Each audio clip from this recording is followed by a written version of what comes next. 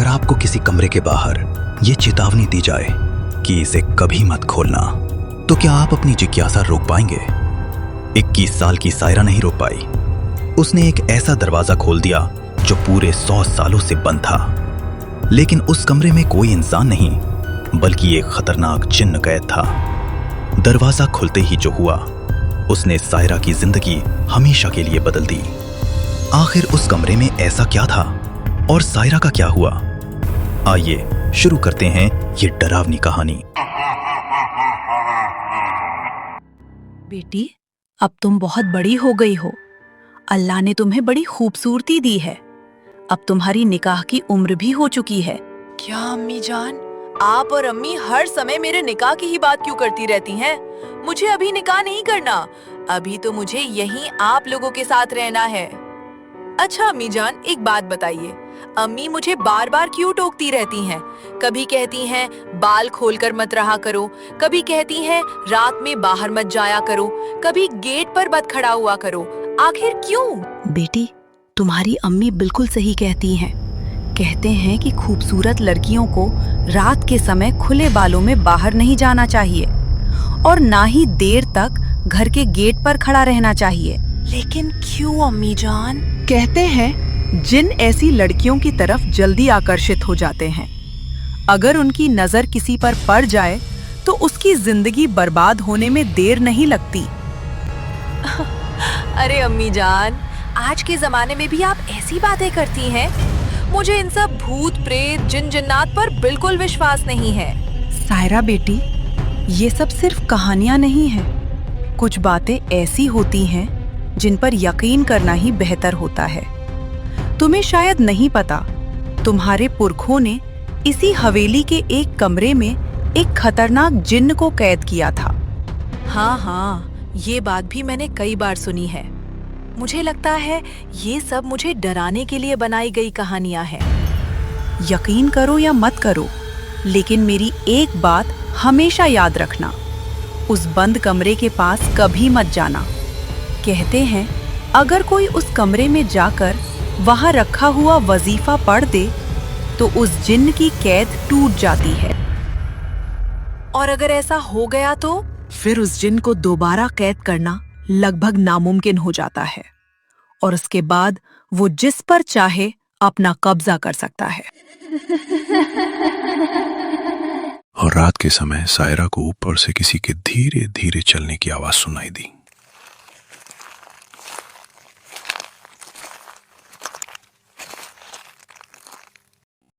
अगले दिन उसकी जिज्ञासा और बढ़ गई। दोपहर में जब उसकी मां बाजार गई और अम्मी जान नमाज पढ़ रही थी,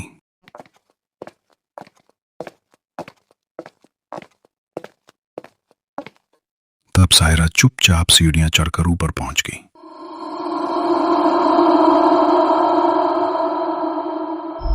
सालों से बंद पड़े दरवाजे पर जंग लगा हुआ ताला लटका था। जैसे ही उसने ताले को हाथ लगाया, उसे लगा किसी ने उसके कान के पास फुसफुसाकर कहा, मैं तेरा इंतजार कर रहा हूं। सायरा घबरा गई, लेकिन उसने खुद को समझाया कि शायद उसका भ्रम होगा। उसका दिल जोर जोर से धड़क रहा था। कुछ पल सोचने के बाद उसने ताला खोल दिया।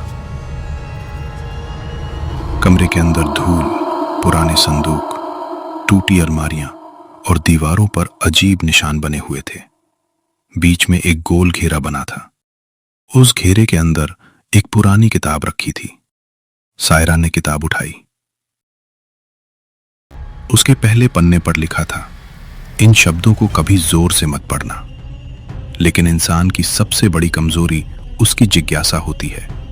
सायरा ने धीरे धीरे उन शब्दों को पढ़ना शुरू कर दिया। जुल्मात के पर्दे हट जाएं, बंदी रूह अपनी कैद से निकल आए, जो मुहर लगी है आज वो टूट जाए। जुल्मात के पर्दे हट जाए, बंदी रूह अपनी कैद से निकल आए, जो मुहर लगी है आज वो टूट जाए। जैसे ही आखिरी शब्द उसके मुंह से निकला, पूरा कमरा जोर से कांपने लगा। खिड़कियां अपने आप खुल गईं। बर्फ जैसी ठंडी हवा पूरे कमरे में फैल गई और फिर कमरे के बीचों बीच काला धुआं इकट्ठा होने लगा। उस धुएं से दो चमकती हुई आंखें दिखाई दी।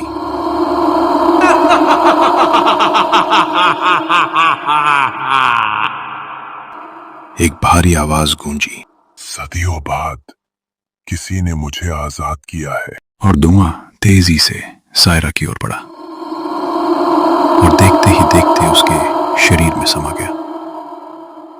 और तभी सायरा बेहोश हो जाती। और अब सायरा को होश आया। सायरा, तुम उस बंद कमरे में क्या करने गई थी? मैंने तुम्हें कितनी बार मना किया था कि उस कमरे के पास भी मत जाना। आखिर तुमने मेरी बात क्यों नहीं मानी? लेकिन अम्मी जान समझ गई कि जिन पूरी तरह तो नहीं, लेकिन सायरा से जुड़ चुका है।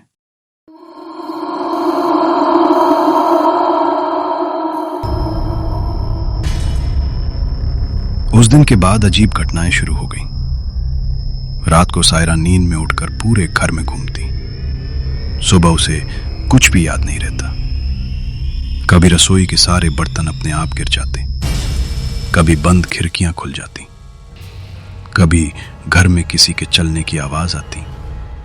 एक रात उसकी मां ने देखा सायरा आधी रात को बंद कमरे के सामने खड़ी किसी अनजान भाषा में धीरे धीरे कुछ बोल रही थी, जैसे कोई उससे बातें कर रहा हो। अगले दिन अम्मी जान ने घर के पुराने संदूक से एक पुराना कागज निकाला और फिर एक रात वही काला धुआं उसके सामने प्रकट हुआ।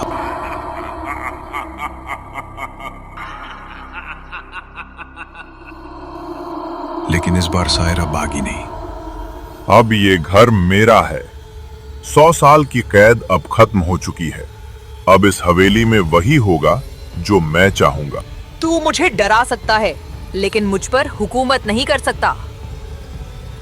उसने आंखें बंद की और पूरे साहस के साथ कहा, ए रोशनी की ताकत, मेरी हिफाजत कर। हर बुरी साया इस घर से दूर हो। अंधेरा अपनी कैद में लौट जाए।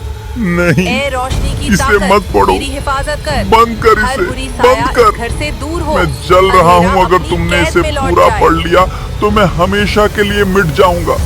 नहीं, रुको। देखते ही देखते जिन काले धुएं में बदलने लगा। कुछ ही पलों में वो धुआं हवा में खुल गया और पूरे कमरे में गहरी खामोशी छा गई। ऐसा लग रहा था मानो वहां कभी कुछ हुआ ही ना हो। उस दिन के बाद सायरा ने अपनी अम्मी जान की किसी भी बात को हल्के में नहीं लिया। उस घटना ने उसकी सोच पूरी तरह बदल दी।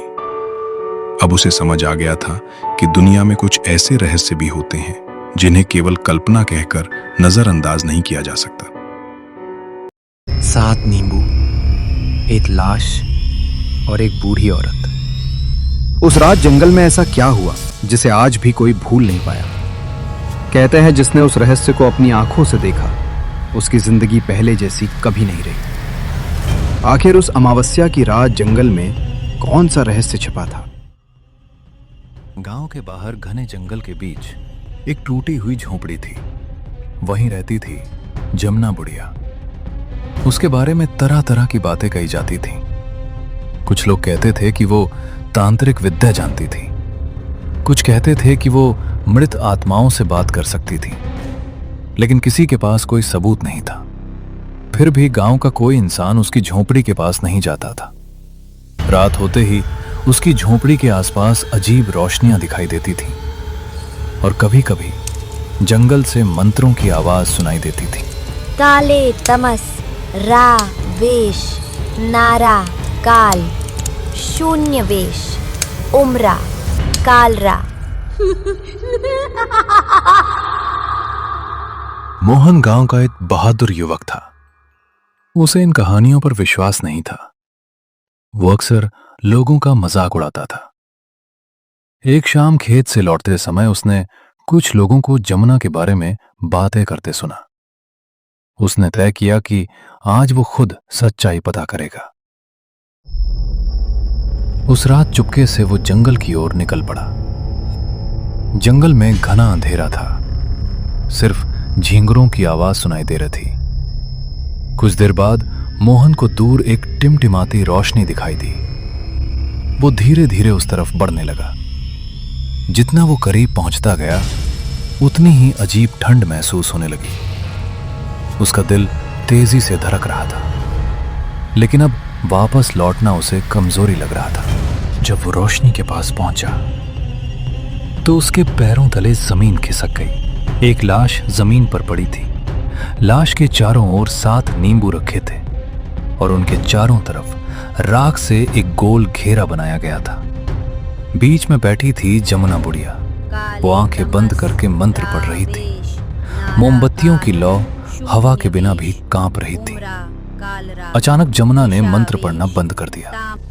उसने धीरे धीरे सिर उठाया और सीधे मोहन की तरफ देखने लगी। जो देखना नहीं चाहिए था वो देख लिया तूने। अब तेरी परछाई भी तुझसे नहीं बचेगी। 7वीं रात जब अंधेरा तेरा नाम पुकारेगा तब मौत खुद तुझे लेने आएगी।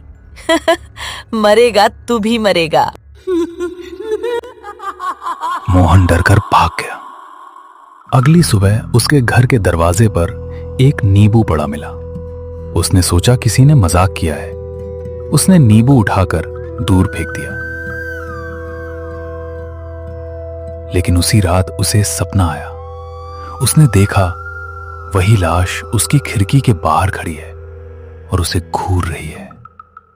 दूसरे दिन दरवाजे पर 2 नींबू मिले, तीसरे दिन 3, चौथे दिन 4। हर दिन संख्या बढ़ती जा रही थी। साथ ही मोहन की हालत भी बिगड़ रही थी। उसे रात में किसी के चलने की आवाज सुनाई देती, कभी छत पर, कभी खिड़की के बाहर, कभी उसके कमरे के अंदर, लेकिन देखने पर कोई नहीं मिलता। 5वें दिन रात को मोहन पानी पीने उठा। उसकी नजर आईने पर पड़ी और वो वहीं जम गया। आईने में उसके पीछे कोई खड़ा था, एक मिट्टी से सना हुआ आदमी, वही लाश। मोहन ने घबराकर पीछे देखा, वहां कोई नहीं था।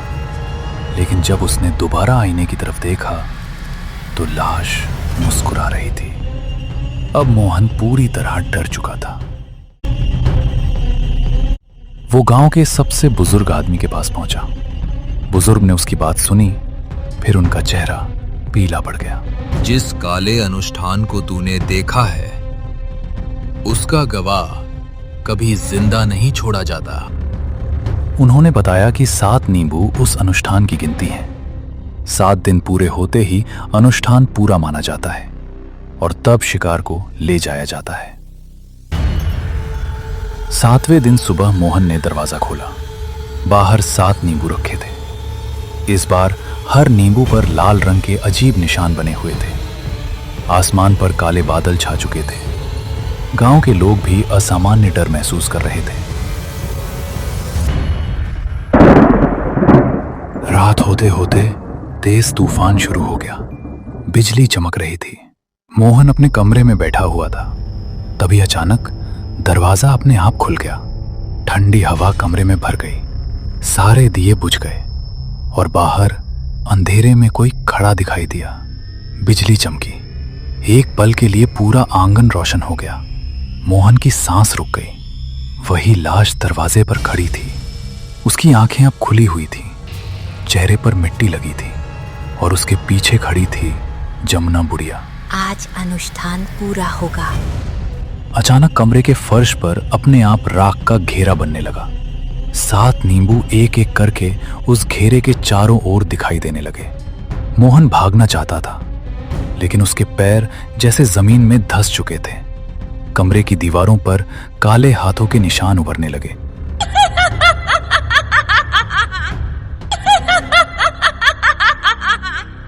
अब लाश धीरे धीरे उसकी ओर बढ़ रही थी। हर कदम के साथ कमरा और अंधेरा होता जा रहा था। तभी बिजली एक बार फिर चमकी और मोहन ने देखा कमरे में सिर्फ एक लाश नहीं थी, दर्जनों परछाइयां उसके चारों ओर खड़ी थीं। सभी की आंखें उसी पर टिकी थीं। अगले ही पल पूरे कमरे में अंधेरा छा गया। एक भयानक चीख पूरे गांव में गूंज उठी।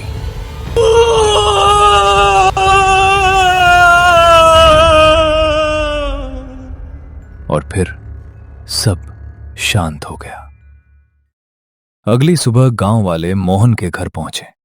दरवाजा खुला हुआ था, कमरा खाली था। मोहन कहीं नहीं मिला, लेकिन कमरे के बीचों बीच राख का एक गोल घेरा बना हुआ था और उसके चारों ओर रखे थे 7 नींबू। जमुना बुढ़िया भी उस रात के बाद कभी दिखाई नहीं दी, लेकिन गांव वाले कहते हैं अमावस्या की रात जंगल में आज भी एक बूढ़ी औरत दिखाई देती है, एक लाश के पास बैठी हुई, और उसके चारों ओर रखे होते हैं 7 नींबू।